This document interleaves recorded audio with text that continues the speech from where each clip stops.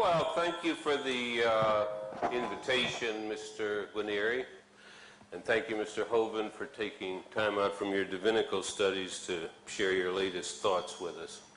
I'm not here to defend the theory of evolution. I'm here to present a little bit of the evidence that supports the theory. It is supported by an overwhelming number of scientists, contrary to what Mr. Guarnieri has already asserted. Now, I'm going to talk on fossils and I'm going to talk on genetics.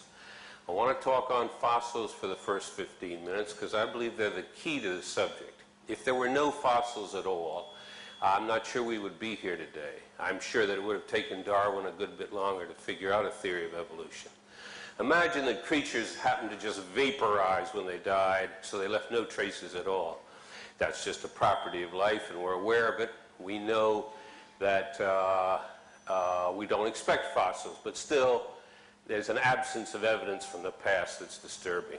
Well, that's not the case. Creatures don't vaporize when they die, and they often leave imprints which get covered up and are maintained over long periods of time. Now, you may not know or guess how many fossils have been discovered in the last 150, 200 years, but there are well over 100 billion fossils that have been discovered. There is one fossil field in which it's estimated there's 80 billion vertebrate fossils alone. There are tens of millions of fossils that have been cataloged, described, dug up, and deposited in museums and similar institutions around the world, and they've been studied. Whatever else you want to say about evolutionists, they haven't been lazy. They've been doing their work. Now, what does this huge fossil record tell us? It tells us several important things. First of all, it tells us that 99.9% of all species are extinct. That is, the fossil record largely consists of creatures that are not existing today, that have no counterpart today, but are different kinds of creatures, dinosaurs, for example. Okay, so for every one species today, there were 1,000 that went extinct. Furthermore, the fossil record, you know, I'm wondering if this thing is causing the feedback here. Oh, okay.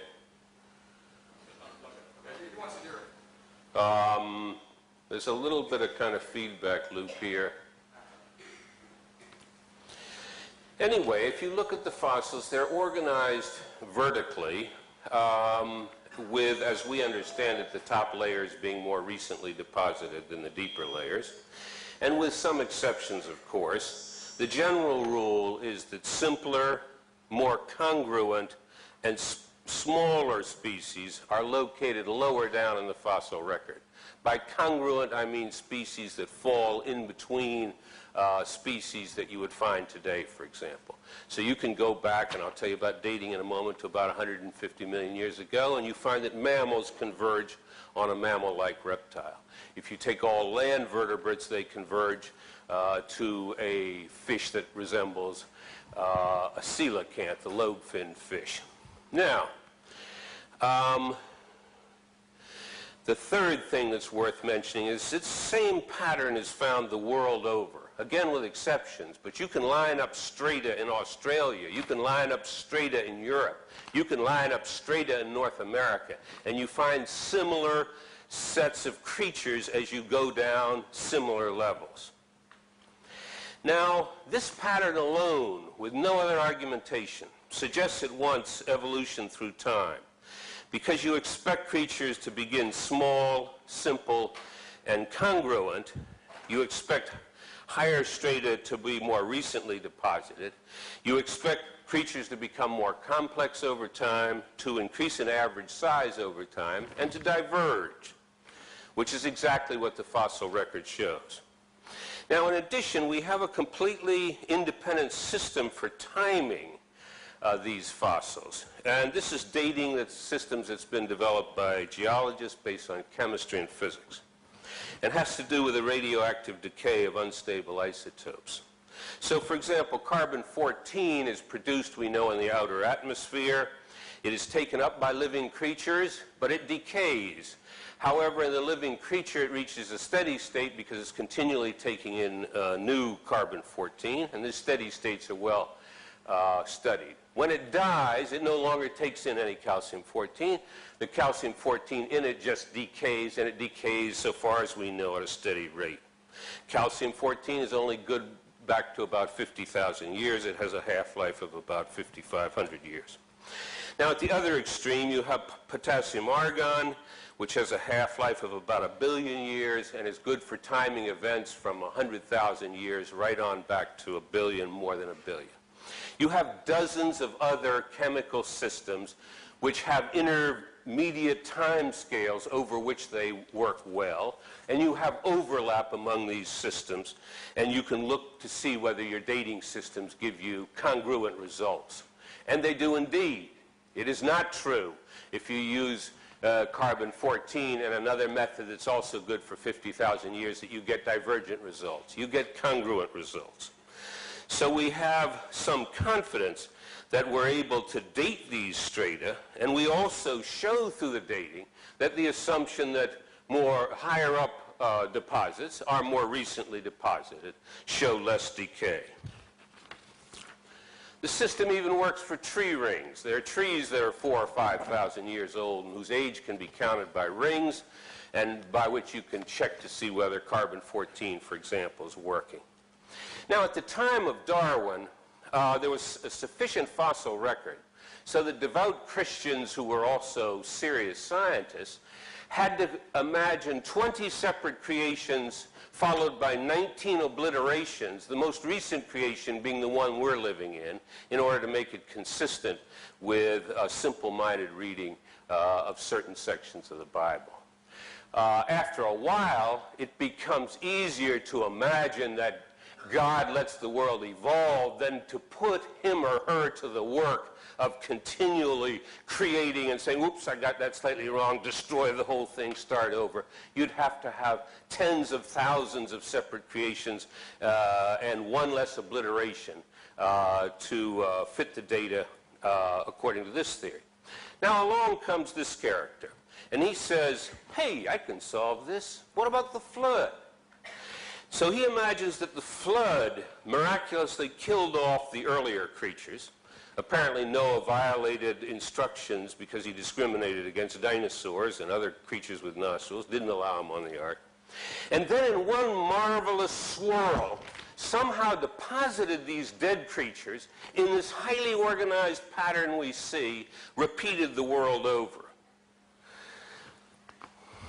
Now, this violates expectation if you think about these dead creatures swirling around in this dreadful flood. You'd expect heavier creatures to fall deeper, for example. You don't.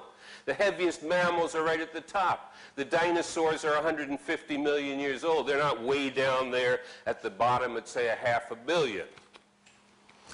So this view is absurd on its face in just trying to describe the actual evidence we have on the existence of fossils. But matters only get worse if you take this thing seriously, and that's what scientists do, and they do calculations. So they say, okay, you want to believe in this? How hard does it have to rain in 40 days and 40 nights to fill this water up to the point where it can then explain all the fossils? Well, it has to rain about 11 feet an hour. By comparison, 1 inch an hour is a heavy downfall. 1 inch an hour for 24 hours causes hills to give way. But you're talking about a rainfall that's 2 inches a minute. It's a rainfall you've never seen and can't even imagine. You'd walk out and splat. You'd be on the ground from that amount of water falling down. Matters get only worse. I didn't know before preparing for this debate, or whatever it is, that when it rains, heat is released. And someone sat down and done the calculation. Well, if you have this monstrous level of rain occurring, you have an enormous release of heat. And the calculation is that the resulting water is roughly between 2,000 and 6,000 degrees. A boiling cauldron of water produced by this vision of Noah's flood, killing off marine fish, freshwater fish, all kinds of vegetation beneath, and so on. And yet somehow, magically, 6,000 years ago, the water all managed to evaporate back down to our placid level of existence right now. Now, there are big absurdities and there are small ones. A small absurdity has to do with fossil footprints. I've seen hominid fossil footprints in Olduvai Gorge dated to 3 million years ago. Look human, but they're smaller. I've seen dinosaur footprints. I've seen bird footprints. How on earth are all these creatures able to leave footprints with this mass of rain coming down, scouring whole hills down to nothing, but magically leaving fossil footprints?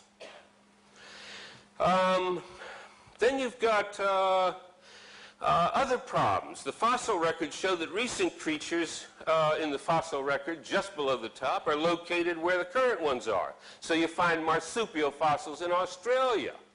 Now, how do you assemble these creatures? Noah sends word, I need 2 lions from the Serengeti, male and female.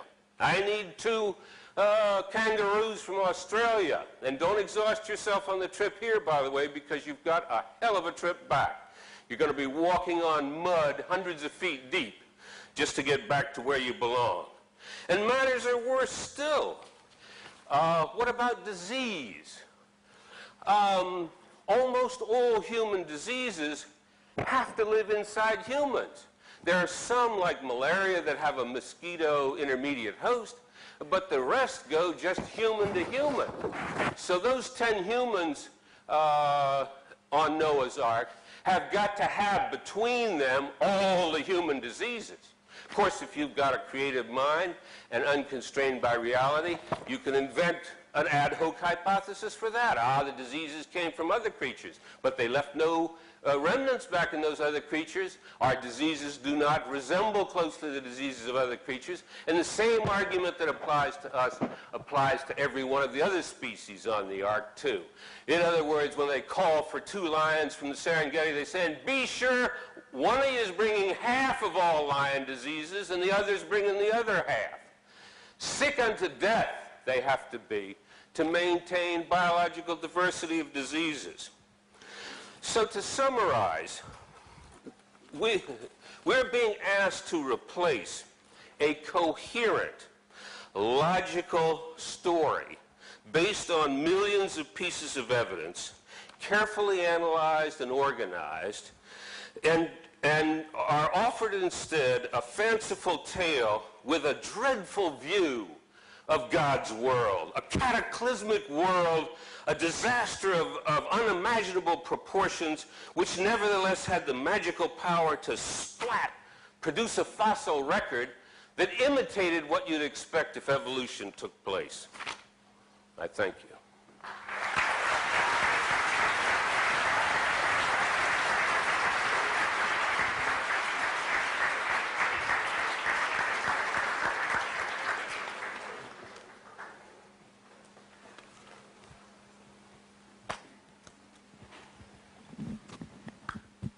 All right. Well, thank you. It is an honor to be here, and I appreciate Dr. Trivers coming. It is extremely difficult to find professors willing to defend the evolution theory.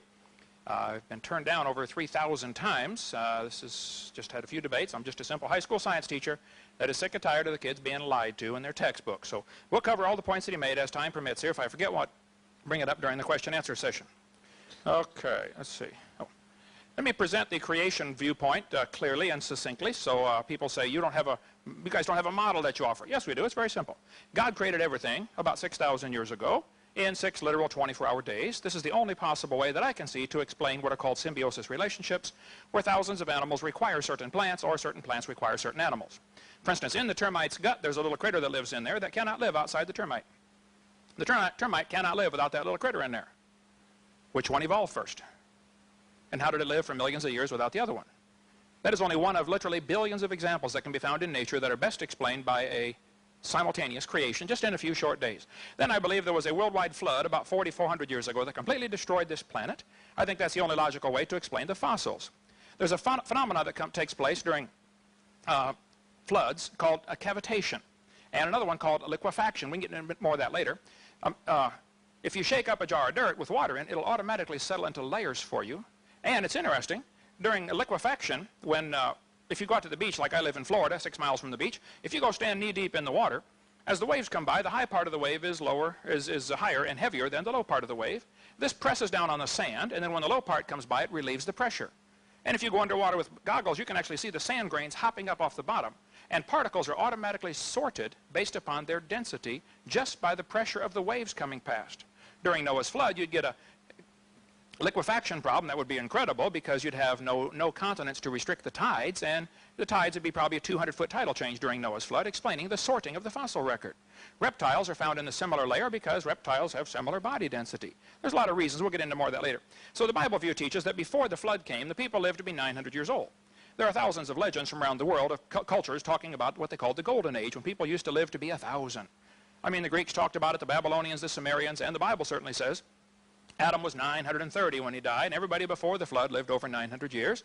Reptiles never stop growing, and as well as squids and most octopus and stuff like that, they simply never stop growing. So I believe before the flood came, the reptiles grew to be huge, and dinosaurs were big lizards that lived with Adam and Eve in the Garden of Eden. Just giant lizards. And then Noah took them on the ark, probably babies. He was smart enough to figure out, just bring 2 babies. Be sure to get a pink one and a blue one, though. And so that's the Bible view, that dinosaurs were called dragons through most of history, since the word dinosaur wasn't invented till 1841. And people throughout the last 6,000 years have killed nearly all of them. There may be a few stragglers still around. There's certainly been an awful lot of sightings of various creatures, and that's the study of cryptozoology. There's a couple pictures of ones that washed up on the beach in California in 1925 on my website if you care to go there. So science means knowledge, to know. It is systemized knowledge derived from observation and study. There is no observation that tells us a dog ever came from a non-dog. Now, if you'd like to believe that, that's perfectly fine, but that is not science. Evolution, whatever it is not science. It is a religious worldview that people choose to believe in, and that's perfectly fine. You can believe whatever you want. But I, for one, am sick and tired of them taking our tax dollars to teach this religion in our school system. That's my take on it.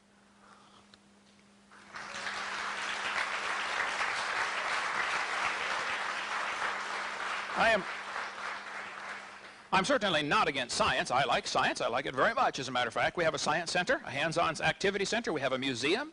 We have all kinds of activities for kids. We actually like science. I don't know any Christians that don't like science. There may be some, but I don't know them. I like science, but I'm sick of the kids getting lied to. Now, Texas has a law that requires the textbooks to be accurate. So does Florida. So does Wisconsin. So does Alabama. So does California. Most states require textbooks to be accurate. All I want is accuracy in the textbooks. All of the evidence that's used to support the evolution theory has been proven fraudulent, and I'll take any bit of evidence you want. We'll show you which one it is. They use all sorts of about 50 different things. I don't have time in 15 minutes, obviously. But this fellow says evolution is a fact. This is called a mantra. You say it over and over and over, and pretty soon you start believing it. He says the evidence for evolution comes from the fossil record. The fossil record provides some of the strongest evidence that species evolved over time. I would like to point out, if evolution were on trial in a court of law, absolutely no fossils would count, because you can't prove those bones had any kids. You sure can't prove they had different kids. And why on earth would you think a bone you found in the dirt can do something animals today cannot do, which is produce something other than their kind? By the way, there is no fossil record. You don't look back in the fossil record. You look at fossils. You put an interpretation on them, but they don't come with a date on them, and they don't come with a card saying this was, made by a dinosaur 80 million years ago. So when somebody says we looked back in the fossil record, you don't either look back in the, you dig up a fossil and it's 2003. Okay, you're putting your interpretation on that bone, but you don't know for sure when that thing lived. The word evolution has 6 different, totally unrelated meanings. First, there would have to be cosmic evolution. This is a major obstacle the evolutionists have to overcome. You have to have somehow the beginning of time, space, and matter. The Bible answers that in 10 words. In the beginning, God created the heaven and the earth. Then you have to have chemical evolution. I've never had an evolutionist tackle this one. I wish they would. Because if the Big Bang theory is true, the Big Bang made hydrogen and possibly some helium. Well, how did we get 92 elements, plus the synthetic ones? I know you can fuse them in stars, but then you can't get past iron with fusion. So you got a real problem here. And then we'd have to have stellar evolution. Stars would have to evolve. Nobody's ever seen a star form. They've seen a couple of spots get brighter, and they say, oh, wow, star forming. You don't know a star's forming. It could be the dust is clearing. There's a star behind it. There's no proof any star's ever formed out there in space that we've seen form, but we see them blow up all the time. They're called novas or supernovas. That's the opposite of evolution. It's backwards. There's enough stars out there that everybody can own 2 trillion of them to yourself. I mean, it's not like there's a lack of stars to go around. Those are the ones we know about. We don't know about the ones that we don't know about. Then we'd have to have what's called organic evolution. Somehow, somewhere, long ago and far away, life has to get started from non-living material. The evolutionist is left with a very embarrassing position in believing something that's been proven wrong for over 100 years. He still believes in spontaneous generation. Life had to get started from non-living material. Now, I don't want to hear about all the experiments. You say, well, it might have happened, or we might be able to do it someday. Fact of the matter is, it's a religious belief. You have to believe that it happened. And you're welcome to keep that belief. I don't care what you believe. But don't call it science. And don't make everybody else learn that junk. You keep it at home, or start your own private school and teach evolution to anybody that wants to pay and come learn it. Okay? Then we have what's called macroevolution, whereas an animal changes from one kind to another. Nobody has ever seen a dog produce a non-dog. Never. Science is things we can observe and test and demonstrate. All of human history shows us dogs produce dogs. Period. Microevolution, I think, is a lousy word, and we shouldn't use it, but they do, so I'm going to explain what it means. It actually means just a variation within the kind. Variations certainly happen. Sometimes some real bizarre variations happen, but they're still the same kind. The first 5 meanings of the word are purely religious. What happens, though, students are given one definition of this word evolution, and then they switch the definition on them. It's called bait and switch. According to the Big Bang Theory, 18 to 20 billion years ago, all the matter in the universe was concentrated into one very dense, very hot region that may have been much smaller than a period on this page. Man, that's one crowded dot. For some unknown reason, this region exploded. It's called the Big Bang. They cut down a tree to print that. Where's Al Gore when you need him? That's what I want to know, yeah. This textbook says 4.6 billion years ago, the Earth cooled and formed a rocky crust. Yes, boys and girls, the planet Earth cooled and a rocky surface was created. And then as the Earth formed, the surface was similar to the moon. It was hot and there were large pools of bubbling lava. Oceans formed as it rained on the rocks for millions of years. Yes, millions of years of torrential rains created great oceans. And swirling in the waters of the oceans is a bubbling broth of complex chemicals. Progress from a complex chemical soup to a living organism is very slow. Oh, I guess it is. Doesn't even happen. That's how slow it is. This college textbook says the first self-replicating systems must have emerged in this organic soup. So I think a fair representation of the evolution theory would be 20 billion years ago there was a Big Bang. Some say 16, 15, whatever the number. You pick it. I don't care. And then 4.6 billion years ago the Earth formed. And it rained on the rocks for millions of years and turned them into soup. And the soup came alive somewhere around 3 to 3.8 billion years ago. And this first life form found somebody to marry. There's a good trick. And something to eat, of course. And slowly evolved into everything we see today. So great-great-great-great-great-great-great-great-grandpa was soup.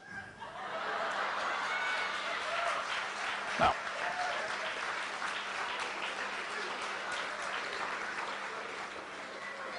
I spoke at a college in Boston one time, and they said I can speak to the college if their professors can ask me any questions they want, because they wanted to show the students how dumb the Christians really were.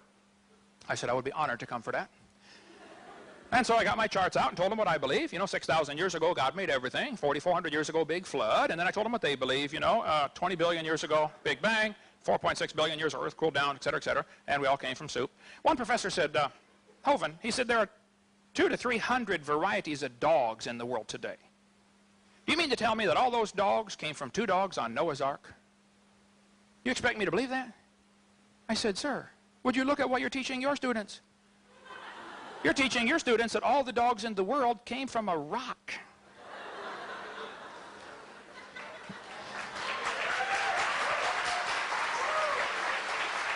Now,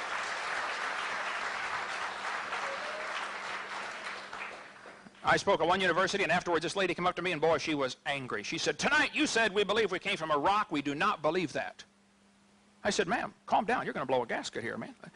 I said, ma'am, do you believe in evolution? She said, yes, I do. I'm a professor here at the university. I said, okay, then where did we come from?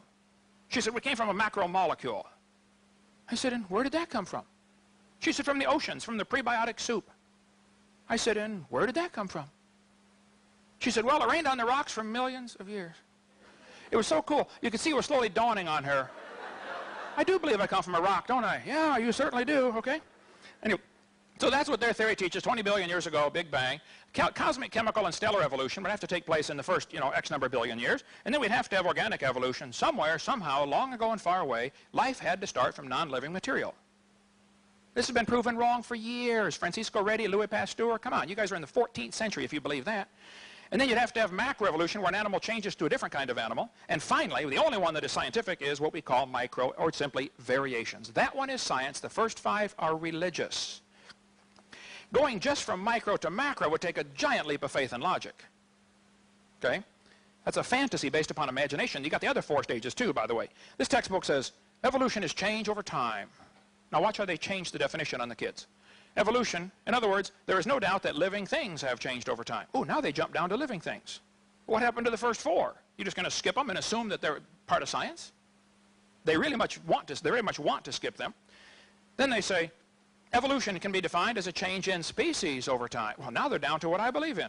I believe species can change. But I believe the changes are limited. See, this is a lie, folks. That's not really what they mean by evolution. They want to suck the kids into believing in evolution by showing them an example of a little variation and then say, see, that proves the whole theory. Oh, it does not.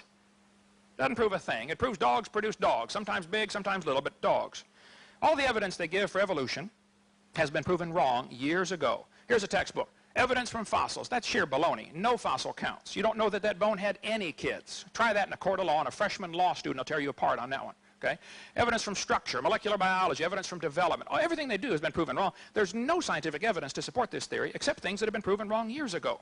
Now, if real evidence for the theory exists, then please show me.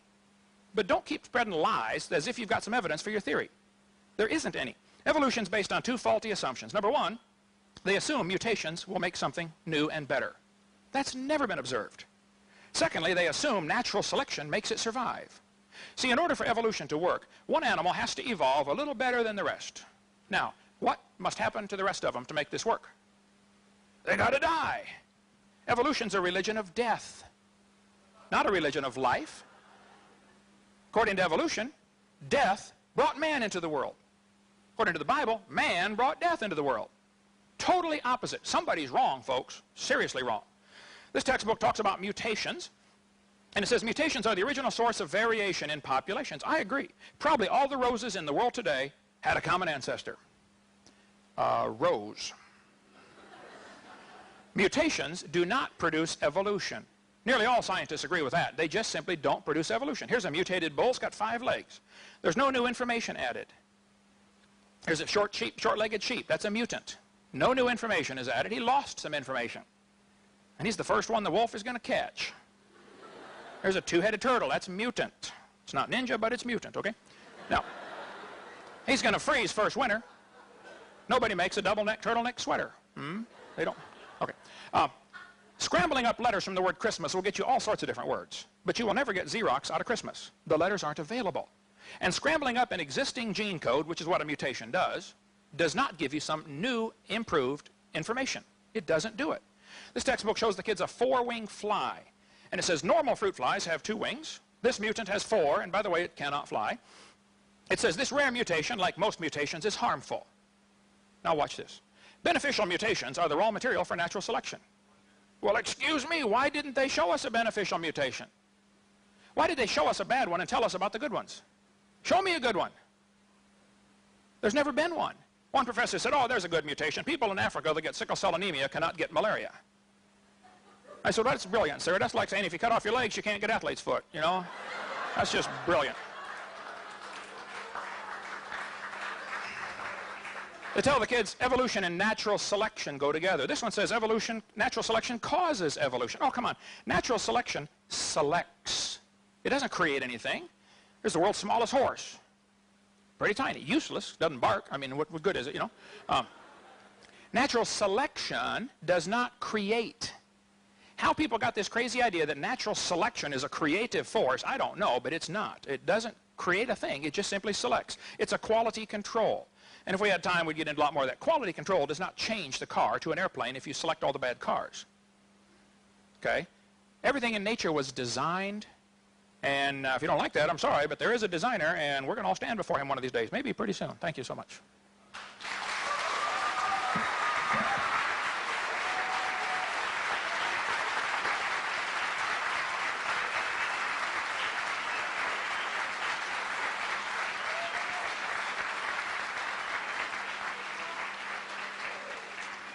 Dr. Trivers comes, we'll be circulating a clipboard. If we have any contact information, we send you more information about upcoming events. That's the whole purpose of it. So that'll be coming around, okay?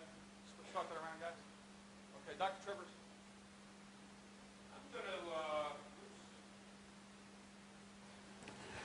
Before I turn to genetics, I want to make a few comments on what we've just heard here and the level of honesty of the person making these comments. Because this is someone who feels free to call other people liars and to use the word lie about a whole set of people and a whole set of activities. Yet he has some vulnerability on exactly that subject. Let's just deal with trivia first of all. Symbiosis requires simultaneous creation. That's nonsense. We have many numerous studies of symbioses beginning and in some cases symbioses breaking down, and you don't have to imagine simultaneously everything's in place in order to get it to evolve. That's an elementary error that's been around in some forms for over 100 years. He claims that evolutionary theory is not science, but is religion, because science, he says, is derived from observation and study, and since you can't actually observe a fossil change into a different fossil, then therefore your discussions on what you assume happened is religious. That's nonsense again. There are all kinds of observations you make and studies you make that lead to inferences and conclusions from which you can derive a given result. So that's fatuous, that we're talking about opposing religious schools. Now, regarding his infatuation with the term liar, I urge on you two websites that you can go to if you want a deeper knowledge of this. One is www.talkorigins.org, and that'll deal with very detailed refutations of the bizarre story he's peddling about how this universe came about. There is one that may appeal to some of you in this audience even more. It's called AnswersInGenesis.org. It is an explicitly Christian website, but it has a subsection called Arguments Creationists Should Not Use, and this is devoted to arguments that this character has used in the past and that are recognized as being dishonest in content and almost certainly dishonest in intent, including various kinds of lies he's told about Darwin's deathbed conversion, about Thomas Henry Huxley talking about free sex, a basking shark found off of Japan really being a plesiosaur, and so forth and so on. I don't have the time to deal with this kind of trivia, but I urge you, if you've got an interest in a slightly more mature Christian creationist approach, to check Answers in Genesis, or if you're interested in the evidence more broadly, to check talkorigins.org.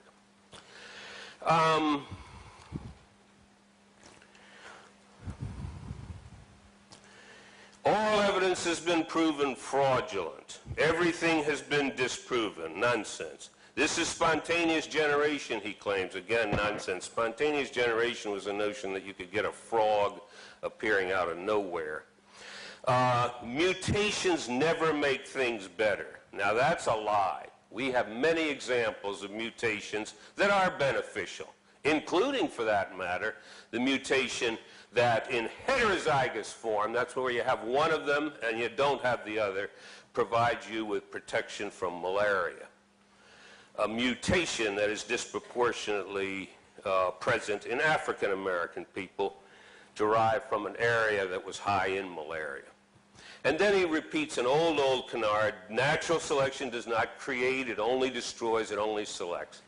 Natural selection is a continual selective process, but it moves the frequency distribution of genes beyond the distribution that existed when it started, and it can create brand new creations relatively quickly that have never existed before. It's elementary. Now let me go back to talking about genetics for a second, because this is a second kind of another kind of problem you get into when you just invent something out of whole cloth and imagine that it's going to fly. If you've got an ark full of 2 of each kind and only maybe 10 human beings, we know for sure they're going to have to practice inbreeding for a number of generations. Because you only got 2 individuals, let's hope it's male and female, the offspring have got to breed among themselves, the grandchildren have got to breed among themselves, the great-grand offspring have got to breed among themselves because there ain't any other individuals around. We know, and it's an elementary calculation, that it takes about 7 generations to wipe out all genetic variability. Now, this level of inbreeding imposed on all organisms has destroyed. It's destructive in the way he moans and groans about natural selection. It destroys genetic variability, and it destroys knowledge. Now, 6,000 years ago this all happened, according to him. That's about 200 generations since then. We have plenty of good observations through study that in humans you accrue roughly a new mutation per generation. So each of you in here can be happy that you're a mutant to some fair probability. Now, if you allow 200 generations, then we can allow the accumulation of 200 new mutations during that period of time. That would lead to 40,000 of your genes. Only 200 of them would show variability due to a new mutation. In fact, out of our 40,000 genes, 4,000 of them show genetic variability.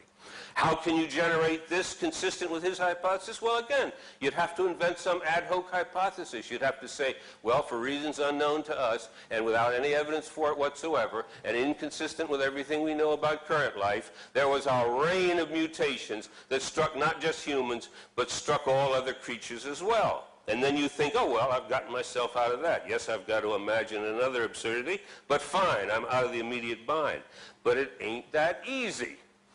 Because if the individuals are accruing mutations rapidly over this short period of time, they all trace back to the ancestral group 6,000 years ago. So as we like to say, everything comes back as spokes on a wheel instead of trees where some individuals are more related to others and some groups are more related to others, some share more variance with some individuals than others.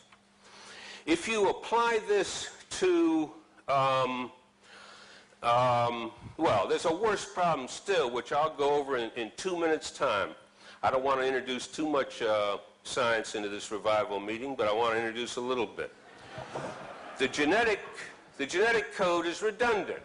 That is, there's some codes that code for the same amino acid. So you can get a mutation from one code there to the other, still produces the same protein, still the identical same individual. We don't think natural selection acts on those genes or acts extremely weakly because it produces the same individual. Now those change over time due to random processes, and these have been studied in some depth in the lab, and they fit logic. And they start to diverge from each other solely because of random factors. Some individuals breed, some don't, and so some variants, which are coding for the same thing, become more frequent and others less frequent.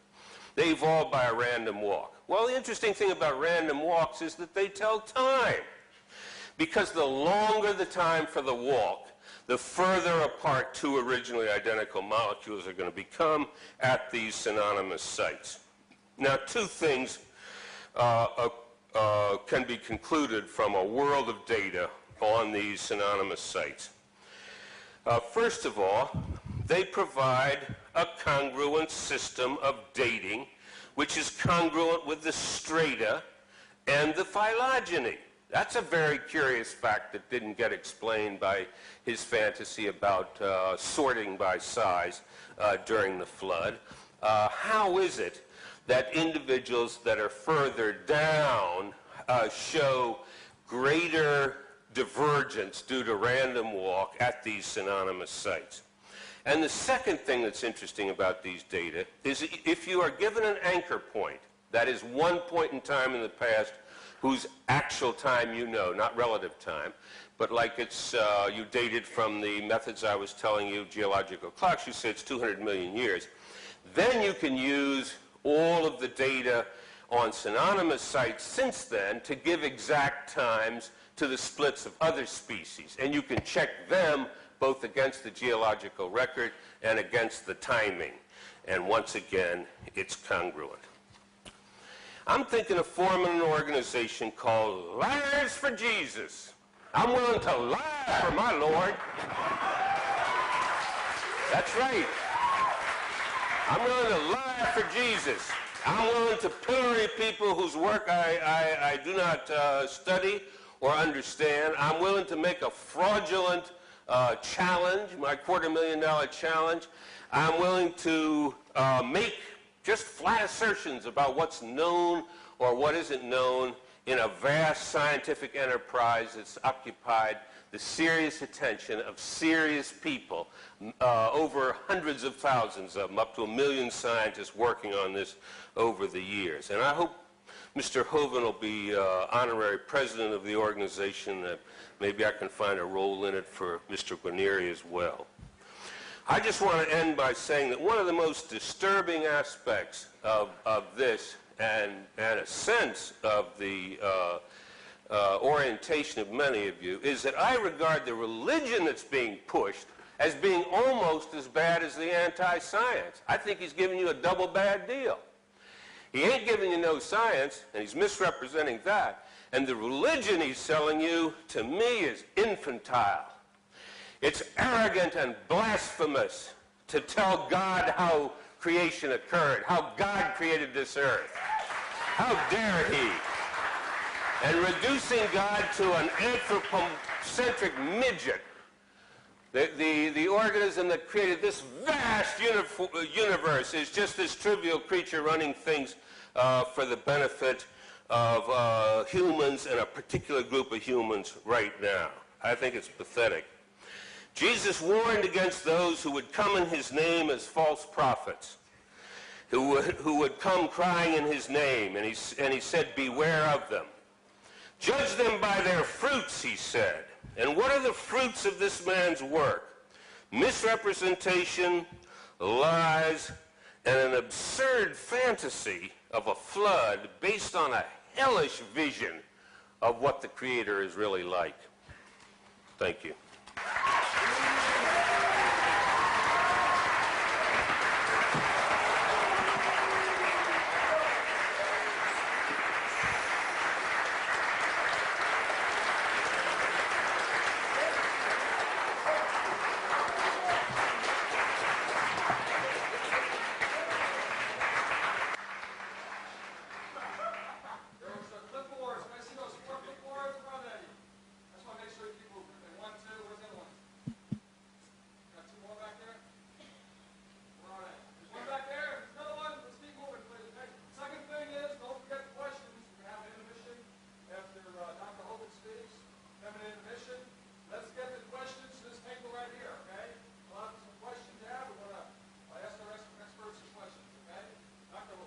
All right, thank you, sir. Well, I stick by my guns. I'll try to answer as many questions as I can in a moment, but the evidence that is used to support the evolution theory is indeed lies and has been proven wrong. For example, your textbook will tell you that the appendix is vestigial. You don't need it anymore. That's a lie, been proven wrong years ago. The appendix is part of your immune system. If your appendix is taken out, you can still live. There's no question about that. You can live without both your legs and both your arms and both your eyes also. It doesn't prove you don't need it. The appendix, well, I got the wrong remote. Here's the problem. The appendix is part of the immune system. Anybody that studies biology or anatomy should understand that. There we go. You take your appendix out, you got a better chance of getting quite a few diseases. Sometimes that's the best option, but the appendix is not vestigial. That should not be used as evidence for evolution. This textbook says the whale has a vestigial pelvis. Many organisms retain traces of their evolutionary history. For example, the whale retains pelvic and leg bones as useless vestiges. The National Center for Science Education in Berkeley, this little storefront building, says that Bossy evolved a blowhole. This is how whales evolved, according to the National Center, whose whole purpose is to keep creation out of schools, to defend the teaching of evolution against sectarian attack. This was started by Andrew Carnegie with a grant because he loved the evolution theory and gave a bunch of money to support the evolution theory in schools. This textbook again says the whale has a pelvis, right here. The whales have a pelvis, vestigial pelvis, that serve no purpose. Whales have hind limb bones that have no function, this textbook says. Just imagine whales walking around, it's true. These are the bones they're talking about right there. These little bones are supposed to let us imagine that the whale used to walk around. Now, this one says the whale pelvis has no apparent function. The whale's pelvis is evidence of its evolution from four-legged land-dwelling mammals. Now, this is simply a lie. Those bones are part of the whale's reproductive system. The male and female whales have different bones there. Whales are pretty big, and that's part of the reproductive system. It has nothing to do with walking on land and never did. Okay? Here's a 15.5-foot python snake skin I have in my museum. You can see if you look down near the anterior end, it has little tiny claws right there. One here and one here, attached to a little tiny bone that goes up inside the snake's body. Now, the textbook says, rudimentary hind legs of a python snake are supposed to be evidence for evolution. Those are not rudimentary hind legs. Those are used in mating. The snake can't talk. He can't say scoot over, honey. And he doesn't have any arms, okay? This has nothing to do with a snake walking on land. They're so desperate for evidence for evolution that this becomes evidence for evolution. And it's not. Don't tell that to the kids. This one says humans have a tailbone that is of no apparent use, and this is part of the evidence for evolution. The vestigial tailbone in humans is homologous to the functional tail in other primates. Thus, vestigial structures can be viewed as evidence for evolution. I tell people, look, if you think the tailbone is vestigial, I will pay to have yours removed. There are 9 little muscles that attach to the tailbone without which you cannot perform some valuable functions. I won't tell you what they all are, but trust me, you need that tailbone. This guy says the coccyx at the small bone at the end of the human vertebral column, it has no present function. And it's thought to be the remainder of bones that once occupied the long tail of a tree-living ancestor. That is simply a lie, folks. It is not true. Why do we allow the kids teachers to teach that stuff? I don't know. Let me get to a few of the, what happened here? Oh, here we go. A few of the rebuttal thing here. Let's see. Oh, went too far. Here we go. No, wrong one. There, some points made. He said evolution is supported by an overwhelming number of scientists. The majority opinion means nothing in any argument, okay? The majority opinion can think the world's flat and can think that, you know, if you take your blood out, you get better, and the majority for 2,000 years thought big rocks fall faster than little rocks, and it's not true. They thought the planets go around the Earth, and that's not true. Fossils are the key subject. There's a huge number of fossils have been found. I agree, but none proving evolution. Fossils exist in the present. You can put an interpretation on them if you want, which is what happens with the evolution theory. 99% of the species are extinct. I don't know if that figure is correct or not. That depends on how you want to look at it, but still, that's the opposite of evolution. Extinction is the opposite of what you need. You need lots of new ones coming on. They're not organized, by the way, clearly, like as we can see later. Simpler creatures are lower in the fossil record. That's simply not true. All sorts of animals are found in all sorts of layers. Okay? There's quite a mixing of the fossil record. Carbon dating is good for 50,000 years. Well, carbon dating is fatally flawed. We cover that for an hour in video number 7. He said some of the people in Darwin's time said there were 20 separate creations. Darwin did indeed properly argue against a false teaching that was going around in his day. I don't teach that. This is a straw man, okay? I don't know any creationists today that teach that. There were some people in Darwin's time who said if there are 20 kinds of birds, then God must have made 20 kinds of birds. 20 kinds of finches, or 14, whatever it was. Darwin was correct to try to refute that particular false teaching. But nobody's taught that for over 100 years. So to bring this up now is a straw man, okay? It's not being taught. I never have taught that. He said Noah did not allow dinosaurs in the ark. He discriminated against them. That's not true. I said earlier Noah did have dinosaurs on the ark. I believe he took reptiles, which are, dinosaur means terrible lizards, what the word means. How much rain to cover the world? To take it 11 inches per hour. This is another straw man argument. He's assuming that all the water comes from rain, number one. The Bible doesn't say that. It says the fountains of the deep broke open. Most of the water came from inside the earth. Secondly, you don't have to cover Mount Everest. Mount Everest wasn't there. The Bible says in Psalm 104, after the flood, the mountains arose, the valley sank down, and the water rushed off. I don't know how much rain there was, but it didn't have to get it. You set up a whole straw man and say, well, take 11 inches per hour, and that will produce X number of thousand calories and all that kind of stuff, the 2 to 6,000 degrees, and it would cook everything. This is setting up a straw man and attacking it. I don't know anybody that says that, and in the creationist viewpoint, most of the water came from inside when the fountains of the deep broke open, and that's why we have all the fault lines today. The earth is busted up into plates. He said he's looked at fossil footprints that are 3.5 million years old. They're like ours, but they're smaller. Well, if you find footprints that are like ours, what should you conclude? A human walked there, maybe. A lot of people studied those footprints in Laetoli and said, well, if we didn't know they were so old, we'd think a human walked here. One professor studied it. He studied 70 people that go barefoot all their life in some village out in Africa someplace. They never wear shoes, ever. And he said their footprints that they make are exactly like the ones in Laetoli. Okay, well, you found some footprints fossilized in the ash. They're assuming they're 3.5 million years old. That's baloney. They're not 3.5 million years old. Nothing is. He said marsupial creatures are found in Australia. I agree. Marsupials tend to be less aggressive. I've been to Australia. You can walk up to the koalas and they'll, pick them up and they're cuddly to some extent. I think after the flood was over, when the animals got off the ark, the less aggressive ones would continually be driven to the fringe by the more aggressive ones. And then as the water slowly came up, as the ice caps melted, I believe the ice caps probably lasted 200 years after the flood. If there was ice caps clear down to Kansas City, Missouri, the oceans would be lower by a few hundred feet. And now you can actually walk any place in the world. There are underwater land bridges everywhere. Between Australia and Vietnam, the water's 50 or 60 feet deep. Between Russia and Alaska, the water's 60 feet deep. The English Channel, the deepest point in the English Channel is 150 feet from here to that back wall. I mean, it's not like we look at the ocean and say, wow, it's deep, it's blue, it must be deep. No, there's a lot of real shallow parts. So I think by just having larger ice caps during the flood and after the flood, there would be lower ocean levels connecting all the continents. The kangaroos had probably a couple of hundred years to walk or migrate to Australia, and it just happened as the ice was melting back and the water's rising, they ended up trapped. That's a much more logical explanation than to say kangaroos came from a rock 4.6 billion years ago. He said he wants to replace a coherent, logical story. Evolution is not coherent nor logical. There's no evidence for it whatsoever.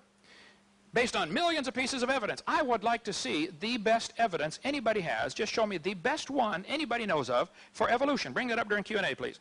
Level of honesty. Yes, I think if somebody uses information that's been proven wrong years ago, they're liars. Ernst Haeckel said that the embryo growing in the mother has gill slits. That was proven wrong in 1874. Anybody that knows their biology knows that embryos do not have gill slits. So don't tell people they do. They're lying to tell them they do. Symbiosis can evolve. Well, you can dream about that. Depends on, I guess, how intensive a level of symbiosis you want. Evolution's a religion. Inferences and conclusions drawn from fossils. Again, fossils don't count. Answers in Genesis. I am good friends with Ken Ham. I love his ministry. I sell his books. I link to his site. He doesn't like me for some reason. That's fine. He said I use arguments that are dishonest. For instance, Darwin's deathbed conversion. I have never used that. I defy anybody to show me any time in my seminar where I've used that. Answers in Genesis is correct. That argument should not be used. His wife, Darwin's wife, apparently made up the whole story about him converting on his deathbed. The story's not true, and I don't use that. As far as Huxley and his morals, well, let me show you what Huxley said, since I get accused all the time of, hang on here. That's, Huxley said in, now it is correct that I had the wrong Huxley. I said Thomas Huxley. It was actually his grandson. Grandson Julian Huxley said, I suppose the reason why we leapt at the origin of species was that the idea of God interfered with our sexual mores. He said that on a television interview. Julian Huxley, the head of UNESCO. He said the reason we like this evolution theory is because it interfered with our sexual mores. We don't want God telling us thou shalt not commit adultery. Professor Roos, Michael Roos, University of Guelph, said, evolution is promoted by its practitioners as more than mere science. Evolution is promulgated as an ideology, a secular religion, a full-fledged alternative to Christianity, and with meaning and morality. I am an ardent evolutionist and an ex-Christian. But I must admit, and this is but one complaint, and Mr. Gish is but one of many to make it, the illiteralists are absolutely right. Evolution is a religion. This was true of evolution in the beginning, and it's true of evolution still today. Arthur Keith, who wrote the foreword to Darwin's 100-year anniversary book, anniversary publication, said, evolution is unproved and unprovable. We believe it because the only alternative is special creation, and that is unthinkable. Professor Louis Bonheur said, evolution is a fairy tale for grown-ups. The theory has helped nothing in the progress of science. It is useless. Malcolm Muggeridge said, I'm convinced the theory of evolution will be one of the great jokes in the history books of the future. Evolution is a dying religion, and all religions die hard. I mean, when they burn people at the stake for daring to suggest the Earth was not the center of the solar system. And as evolution slowly dies in our culture, you're going to see real vehement attacks. I mean, people get fired from universities like this for daring to question evolution.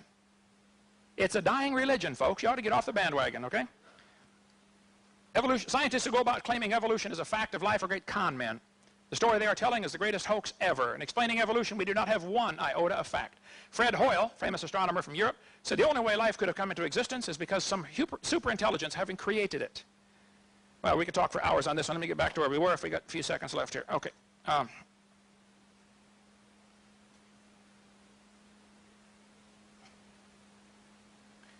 Let's see.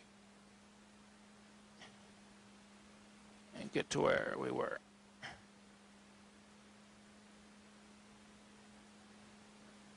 All evidence has been proven wrong. I stick by my guns. There are no beneficial mutations. But it looks to me like he wants it both ways here. He wants to say 7 generations of inbreeding will wipe out the variability, and then he turns it around and says there's not enough time to get all these variations we have. I think he's arguing out of both sides of his mouth there. Oh, I cover, let's see, I did not get into some levels of some other examples of lies in the textbooks that are used to support the evolution theory. How much time? Textbooks tell the kids that the horse evolved from a 4-toed horse, okay? This biology book admits this included much repeated gradual evolution of the modern horse has not held up to close examination. 50 years ago, G.G. Simpson, a very famous brand name evolutionist, said the evolution of the horse family was unintentionally falsified. It's been proven for 50 years the horse story that's in your textbooks is not true, but they're still teaching it.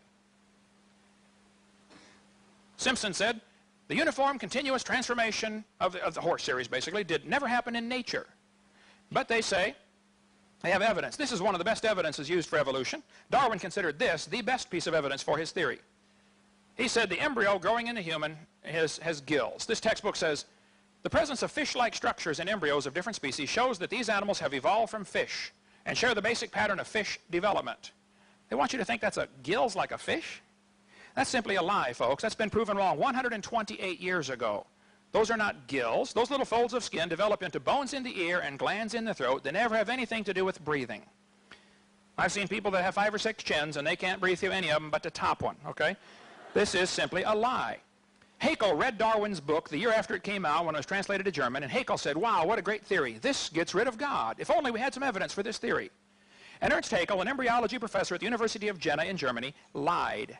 He took a drawing of a dog and a human, and he lied, he changed him, he made them look alike. Here are the actual drawings, these are his fake drawings. He changed all sorts of things to make them look alike. Haeckel made giant charts of his fake drawings and traveled all over Germany and held seminars on why everybody should believe in evolution. Actually, here are Haeckel's drawings compared to actual photographs taken a couple years ago.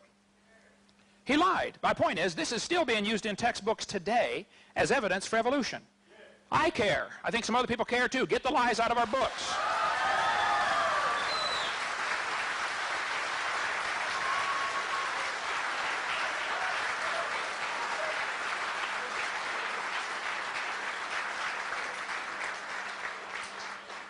My point is, if you have some evidence for evolution, then show me. But don't lie to the kids. Don't tell them the embryo. Officer, if you can keep it in line, please, okay? I don't want to have to you waste my time. We'll be glad to take questions, okay? But grow up a little bit, wait your turn, okay?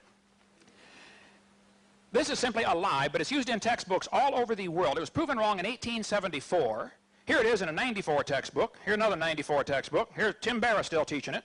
Ken Miller still teaching it in a 1998 textbook. I could talk for hours. I debated Ken Miller. Here's a 98 textbook used in Pensacola, Florida, still teaching the same lie. This one says they suggest evolution from a common ancestor because of the presence of gills. This is simply not true.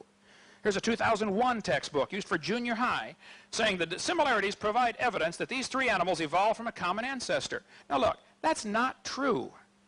They don't provide such evidence. But the books teach this over and over and over. It's in books. I've been to 30 countries in all 49 states. It's in books all over the world, folks. They're teaching the same thing. They're saying it's not a human yet. It's a human at conception. Every doctor knows that. They teach it doesn't have gill slits. This is baloney. So if you have evidence for evolution, show me, but don't lie to these kids. Come on. We can go for hours and hours on lies in the textbooks. All I want is very simple. Get the lies out of the books. Then the books will be fine. There's a lot of good science in the books. We're not against science. But we're against supporting a lousy theory with false ideas, that's all. Let's just teach the truth. Teach science to the kids, and I think you'll find evolution will have to slowly slip through the cracks, and that's what they're really worried about. Thank you so much.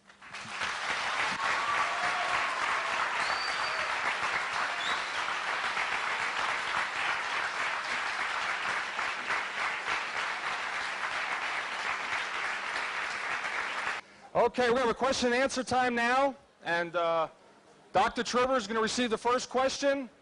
He's going to have about 2 minutes. We're not going to hold him real tight to that, but we're about 2 minutes to answer the question, to finish responding, or if you respond sooner, that's fine.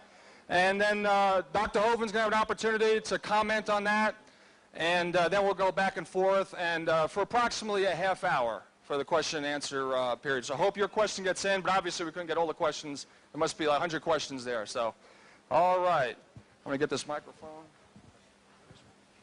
Thank you. I'm going to give the questioners. Our first question will be for Dr. Trivers. Dr. Trivers? How would you explain fossilized clams on top of Mount Everest?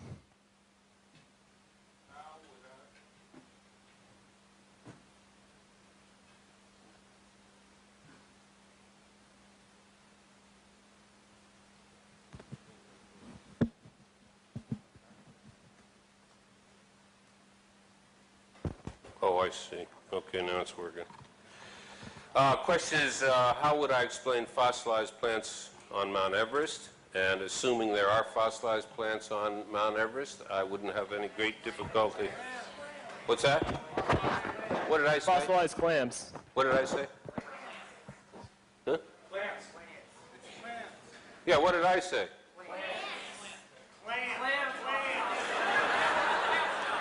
It's clams we're talking about? Oh, okay.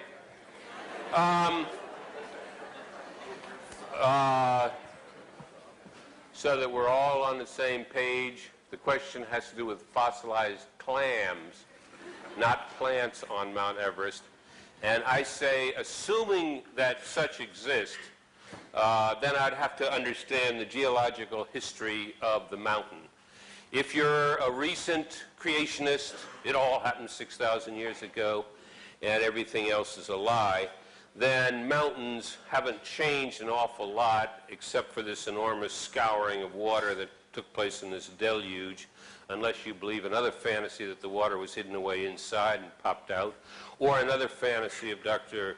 Hovind's that it all came in a meteor with water until it was shown that that would be vaporized. It's well known that mountains rise through the tectonic forces that are generated by tectonic plates. So I'll just switch it. I don't know Mount Everest, never been there.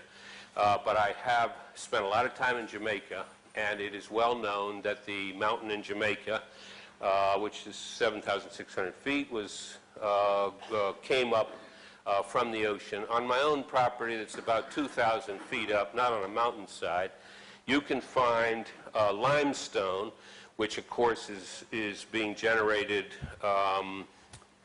by living creatures in coral reefs. And within the limestone, you can find clams and other kinds of marine creatures, and in some cases you can find ones that don't exist now. In fact, if you study the whole structure of the area I live in, you see repeated areas of limestone, just as you would expect if the earth was rising. And as it first comes above the water, you've got these coral reefs forming, and then as it continues to rise, those coral reefs are above water, they dry out and become limestone. Thank you. Dr. Hovind? Okay, here's a public school textbook saying climbers reaching the top of Mount Everest plant their victory flags over the remains of animals that once lived in the sea. It's a simple fact that the top 3,000 feet of Mount Everest is indeed full of sedimentary rock loaded with seashells. Here's an article from the paper last year, 2 years ago. Paleontologist, whatever his name is here, rests on a giant fossil oyster found in Peru.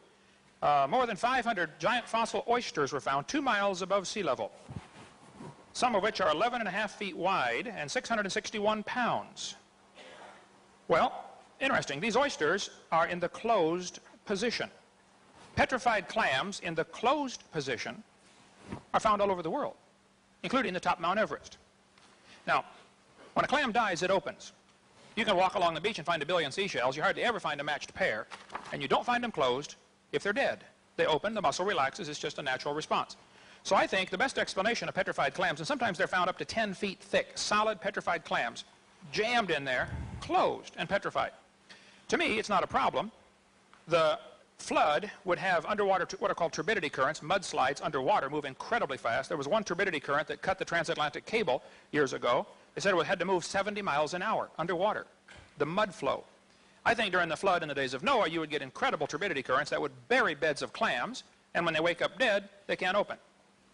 And so they end up getting petrified. And then the Bible says in Psalm 104, the mountains arose, the valleys sank down, and the petrified clams on top of Mount Everest are absolutely no problem for my worldview. Okay, thank you. Next question. Next question is for Ken Hovind, Dr. Ken Hovind. Please explain the assumptions in carbon-14 dating.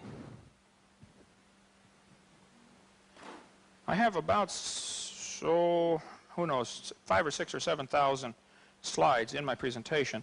So it would really help if you ask the questions in the same order that I have the same in the answers, you know. Carbon dating is based on quite a few obvious assumptions. I'll give you a quick analogy. I covered this for an hour on video number 7 if you want to get the good detail. If I asked you to fill a barrel with water, but I had drilled holes in the barrel, while you're filling it, it's leaking. At some point, you're going to reach a stage called equilibrium. You can't fill it past that point unless you speed up the intake or cut down the outgo. The atmosphere is receiving carbon-14. It's actually being manufactured by radiation striking nitrogen, and it's turning it into carbon-14, which is a radioactive isotope, unstable, lasts 5,730 years, according to most scientists. Well, at some point, the Earth's atmosphere would have to reach equilibrium. If you just created a brand new planet Earth, stuck it out there, poof, got it spinning around the sun. Willard Libby did quite a bit of study on this. He invented carbon dating. And they said it would take about 30,000 years for the atmosphere to reach equilibrium. In other words, it's being created and being destroyed simultaneously. So within 30,000 years, the atmosphere would equalize. Then Willard Libby said, well, we know the Earth is millions of years old. Mistake number 1. Therefore, we can ignore the equilibrium problem. Mistake number 2. Earth's atmosphere has still not reached equilibrium. Radiocarbon is forming 28 to 37% faster than it's decaying. Carbon dating is an excellent proof the Earth is less than 30,000 years old, probably much less than 30,000 years old. When you go to date animals to test their age with carbon dating, you get really wild numbers. I don't have time to go through all the other assumptions based on like the rate of burn, etc. But I can just give you a few examples showing you that it doesn't work. Living mollusk shells, carbon dated 2,300 years old. Freshly killed seal, carbon dated 1,300 years old. Shells from living snails, carbon dated 27,000 years old. This guy said if a carbon date supports our theories, we put it in the main text. If it does not entirely contradict them, we put it in a footnote. If it's completely out of date, we just drop it. This guy says, no matter how useful it is, the radiocarbon method is still not capable of yielding accurate and reliable results. There are gross discrepancies. The chronology is uneven and relative, and the accepted dates are actually selected dates. The whole blessed thing is nothing but 13th century alchemy. It all depends upon which funny paper you read. Here's one part of a mammoth, 29,000 years old. Another part's 44,000. Same animal. That's a slow birth. 30 seconds. Well, we could talk here a long time. Geologic column. Okay. The lower leg of a mammoth dated 15,000 years old. The skin was 21,000. It just doesn't work. I'm sorry. It doesn't work. Thank you.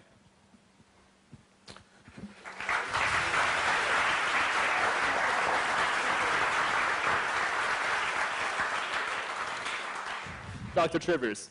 Yes, I'll just simply urge you who are interested in the latest set of lies from A Liar for Jesus, go to www.talkorigins.org, and that'll give you references also to the literature that he's very selectively and in some cases grossly inaccurately referring to. I don't have any more to say about that.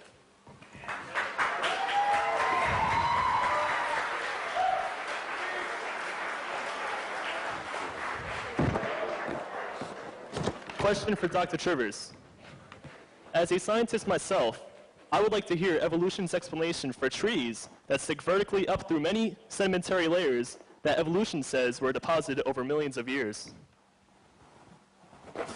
I don't know the phenomenon you're referring to. Fossilized. Oh, my Lord. Whoa, my God. He doesn't know a phenomenon, but I'm honest. That's all I got to say. I don't know the phenomenon he's referring to.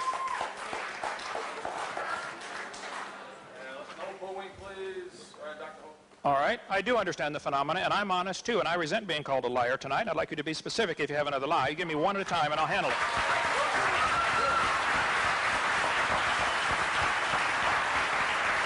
You're a liar when you to say no one has found a single beneficial mutation. You're a liar when you're Dr. saying that Trivers? someone with a beneficial mutation has related to someone else with a beneficial mutation.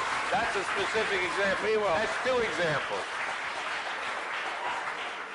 We will get back to that if time permits. I would like to see this beneficial mutation. The textbooks will teach the kids that the layers of strata are different ages. This is taught uniformly all over the world, that the layers are different ages. And yet all over the world, in Germany, France, British Isles, Nova Scotia, California, and several eastern states, petrified trees are found in the vertical position running through multiple rock layers. Yellowstone has 27 consecutive layers of these trees at Specimen Ridge. Standing trees in the petrified trees in the standing position running through multiple rock layers is proof positive the layers are not millions of years different in age. In central Alabama, there's a large coal field right there. You can talk to Dr. McDonald, who's a geologist who works there in that coal field, and he will show you dozens of petrified trees that were found standing up, running through multiple rock layers. The kids have been taught for years that the Blue Creek and the Mary Lee Formation are different ages, and yet when you put all the fossils together, you get sample A, B, C, D, E, F, G, you can prove positively those layers formed quickly. Petrified trees 30 feet tall found in Cookeville, Tennessee, standing up. Joggins, Nova Scotia is famous for its petrified trees in the vertical position. They're called polystrata fossils. Why students are taught, why people are allowed to teach that each of those rock strata are a different age, I don't know, but they are not. It is not common sense. Sometimes the trees are upside down running through many rock layers. Well, They are not, the rock layers are not different ages, but the whole theory of evolution rests on the assumption that the geologic column is accurate. And that was proven, that was developed by Charles Lyell and others back in the 1830s, way before there ever was a carbon dating, potassium argon dating, or rubidium strontium dating, or any other thing else. Okay? Okay, next.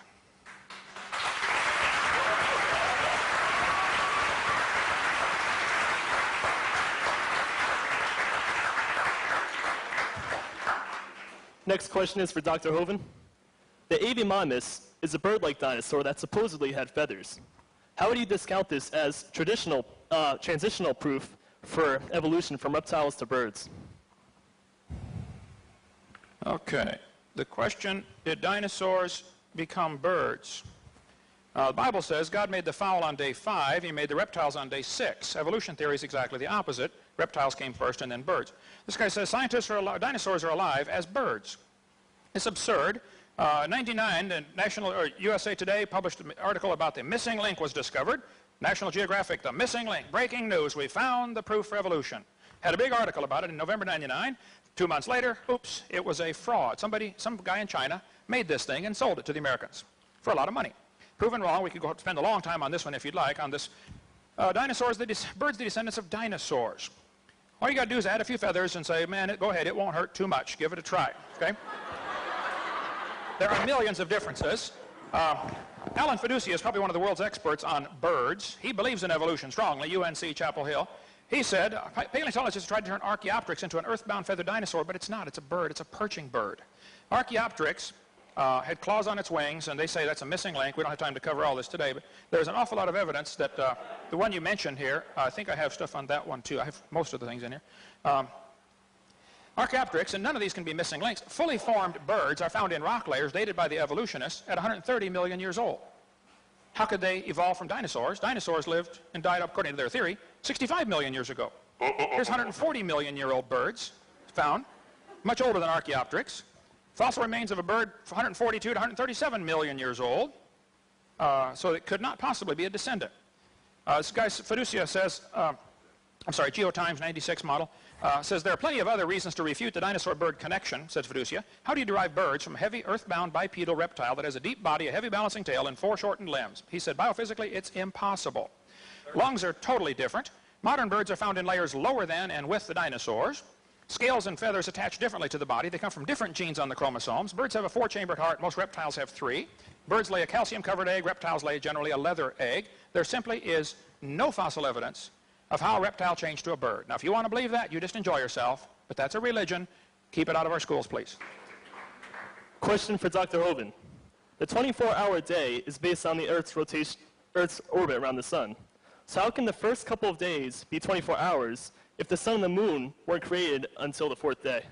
Good question. I think the Bible says that God is light, and it says he made light first, and our day starts at midnight when the sun's not even out. One spin of the earth is a day on earth in relation to anything. You could have a day, you could have the earth spinning in relation to anything, you know. We started at midnight, like I said. So later in Exodus chapter 20, God told his people that I want you to honor the Sabbath because in 6 days the Lord made heaven and earth. And same thing in Exodus 31. Here we have clear examples where God lumped all 6 days together as if they're the same. The sun wasn't there till day 3, or day 4, I understand, but there was light before that, and the earth apparently was spinning before that in relation to that light. That would be a real minor question or problem compared to the evolutionist problem that we all came from a rock 4.6 billion years ago, in my opinion.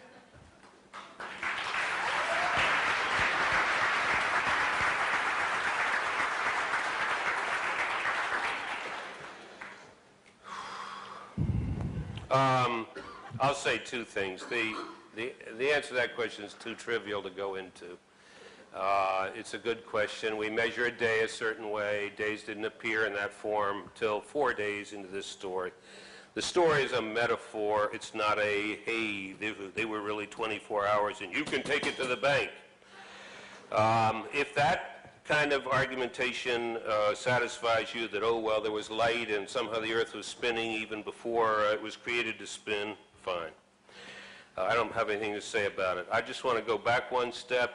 I do not believe that Mr. Hovind knows what a mutation is, because he's now shifted his criterion. Now a mutation is something that suddenly in one jump takes you from this species to a brand new species. That's why he's got to have individuals with 2 mutations matching, because that's the only way Mr. Hovind can imagine 2 new species arriving. Just like everything has to happen in an instant in creation, just like the whole paleontological record has to be wrought in a few months of this horrendous flood he's describing, so his only image, his blinkered image of how you can get a new species from another species is a single event in a single generation.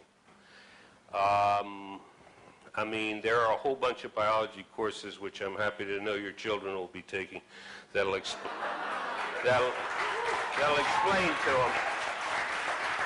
to them how that works.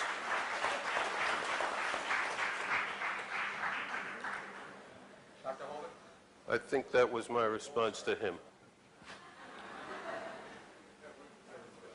Let's make this a last. Question for Dr. Trivers. Yes, sir.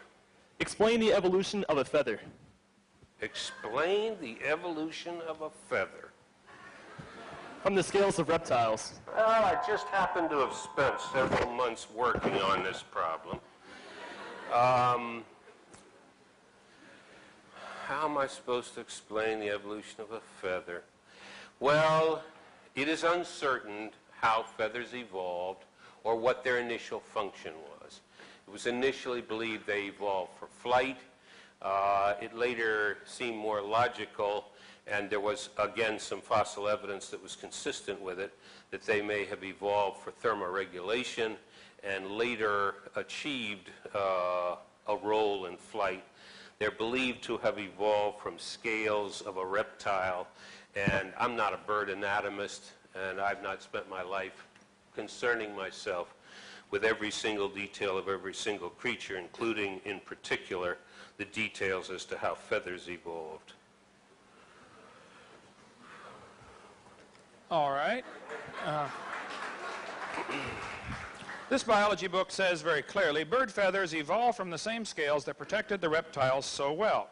Bird feathers are unbelievably complex. Feathers and scales are both made of the protein keratin, but that proves a common design engineer, not a common ancestor. Battleships and forks are both made from iron. It doesn't prove one evolved from a tin can. It proves iron is a good substance with which to make things, okay? And the designer used keratin to create all kinds of things. 1996, Journal of Evolutionary Biology, volume 9, page 140. Hang on. At the morphological level, feathers are traditionally considered homologous with reptilian scales. However, in development, morphogenesis, gene structure, protein shape and sequence, and filament formation and structure feathers are different. Clearly, feathers provide a unique and outstanding example of evolutionary novelty. Now, the guy still believes in evolution. We'll try to fix that. But he says They are unique. They did not evolve from scales. They're just too different. If somebody wants to believe they did, that's perfectly fine. And if you go back and listen to the tape, you'll see several times he said, well, we believe it might have happened, or, could have happened, or something like that. That's fine. I don't care what you believe. It's not science. It's a religion. Face it. Admit it. It's a religion. If you want to believe that, great. You teach that at your expense to your kids. Don't teach that at my expense to my kids. That's all. Thank you.